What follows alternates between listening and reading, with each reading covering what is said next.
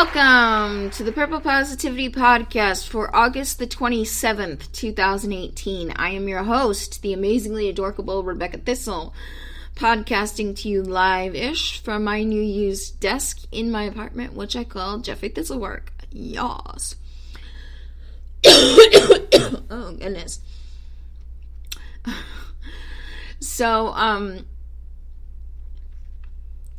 want to start off today's show with a little bit of a brain teaser. Don't worry, it's not going to tease your brain for very long because I'm going to give you the answer pretty quickly. What are two words that are homophones and antonyms? Meaning they sound the same, but they mean completely opposite things. Two words that sound exactly the same, but they mean completely different things. Give up, raise. R-A-Z-E and R-A-I-S-E. Raise with the Z means to tear down. R-A-I-S-E, raise, means to build up. Ho, ho, ho. So, I want to talk today about a time in my life where I was raised to the ground. Raised with a Z. To the ground. This is something that I have, I don't want to say I've never shared. I've only vaguely shared. I haven't told the story. And I really went back and forth. Do I really want to tell the story? Is it really that important? And you know what? Maybe I've moved on from that moment in my life, but somehow it's still hanging on. And I think part of the reason why is because I've never shared it. So, the night of August 26th, it was August 25th into the 26th, that night, back in 2013, I was 6 months pregnant with my son. And his father, whom I refer to as JC on this show, had invited a female friend of his to come stay the night and hang out with us. And me being the trusting and relaxed and groovy person that I was, said, oh, okay. She then proceeded that night to sit on my couch and ask my fiance out on a date. Not only ask him out on a date, ask if I was okay with it.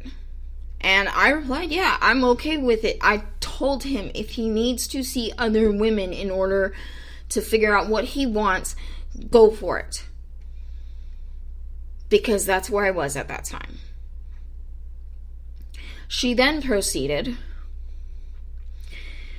to explain that it was her understanding that we lived together and that we were having this baby together, but that we weren't actually together. And I said it was my understanding that I was going to marry him. And I held up my left hand where there was my engagement ring sitting right there. At which point she goes, oh, and walks out of the room.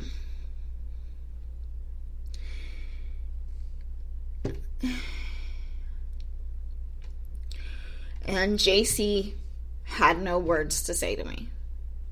Said, you knew I was unhappy.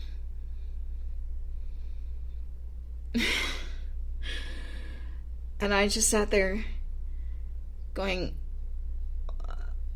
what did I do wrong?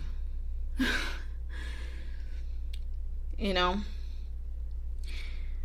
I gave him everything I had to give and then some.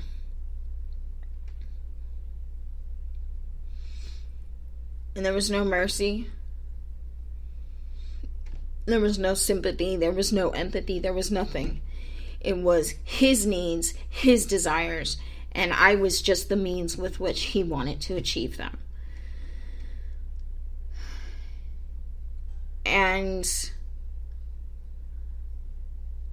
I sat there thinking, the man that I love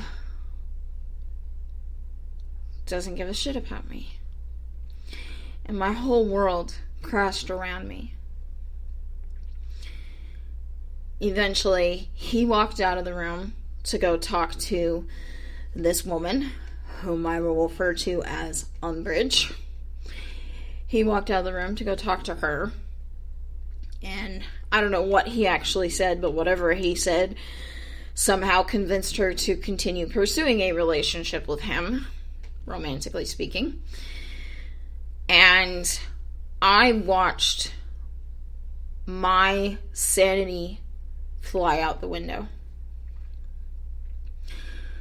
I started shaking. I was borderline catatonic. Except for this involuntary shaking, I couldn't move. And the next morning was my first day of school.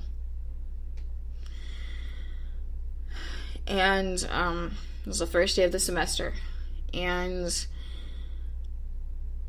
this happened to me.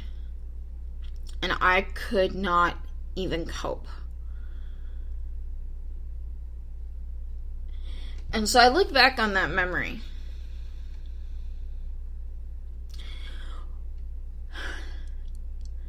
And part of me wants to hate myself for being so pathetic and for thinking that the whole world revolved around JC.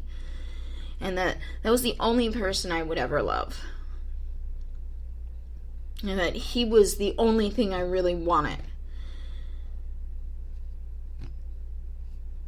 I can get mad at myself for being sad and pathetic, for not only allowing him to continue living with me after that, but allowing him to move Umbridge in with me. This woman,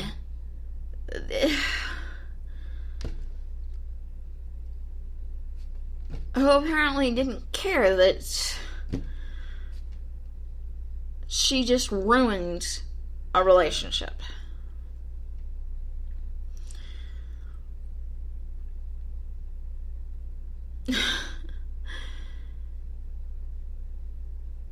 I can get mad at myself. And I've spent the past 5 years looking back on that memory and going, oh my God, Becca, you were so weak. And you were so pathetic.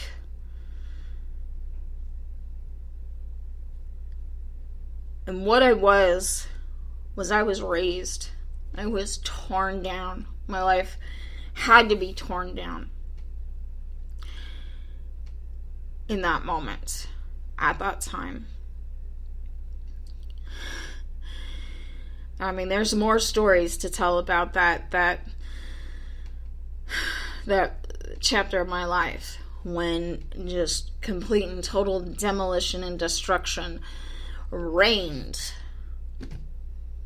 all around me.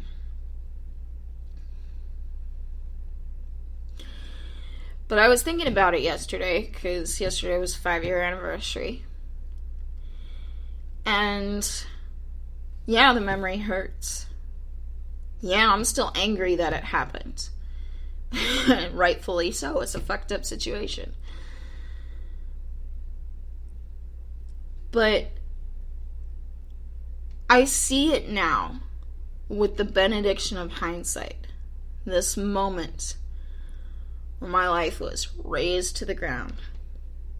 If it hadn't have been razed, if it hadn't have been destroyed in that moment, I would have only ever had a mediocre life. I only would have ever lived in some sort of slum life. You know, you think of it as like a building in a city. It would have been the slumlord of a ghetto. But because that moment razed it to the ground and just completely killed that life and destroyed it, it set in motion a series of events that have led me where I am now, where I am raising myself, Raising, raising myself to a nicer level, a better level, a high-rise condo type of level, you know what I mean? Like, that slum got destroyed. Completely razed to the ground so that I could raise up something classier, something more fabulous, something more splendid, something more awe-inspiring. Now, I am not saying that my life is great. It's not perfect. I'm still building. I'm still rebuilding 5 years later. I'm still rebuilding. Because every so often, I mess up. And I have to do damage control. And I may get a couple of stories built, and then something happens, and I'm back down to one story and having to do cleanup on that. But had that moment not happened, I probably would have only ever aspired to mediocrity. But because that set in motion a series of events over the past 5 years, I'm at a point now where what I aspire to isn't mediocre.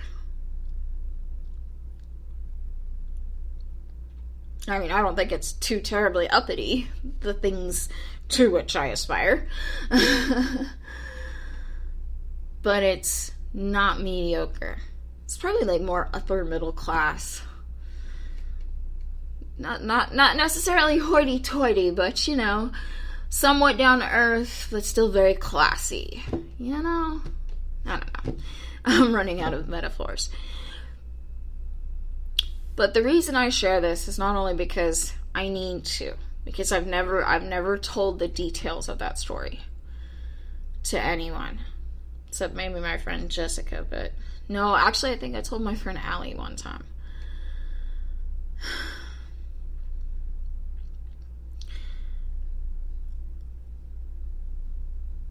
But I've held that inside so long, and it has somehow chained me to the negative emotions associated with that story. So I tell that so I can let it go, let it out into the ether. But more importantly, I tell that story because it's a good reminder that not all demolition is total destruction. You know, it's interesting. I was watching an interview with John Cleese from Monty Python, and I think he was quoting some philosopher or psychologist or something, or paraphrasing, I should say, but he said something to the effect of, even acts of destruction are creative. You know, you break a window, yeah, you've destroyed that window, but now you've created a pile of glass. Which, I mean, maybe isn't fabulous in and of itself, but it is something new, isn't it? You know, it's something different than it was before it. So,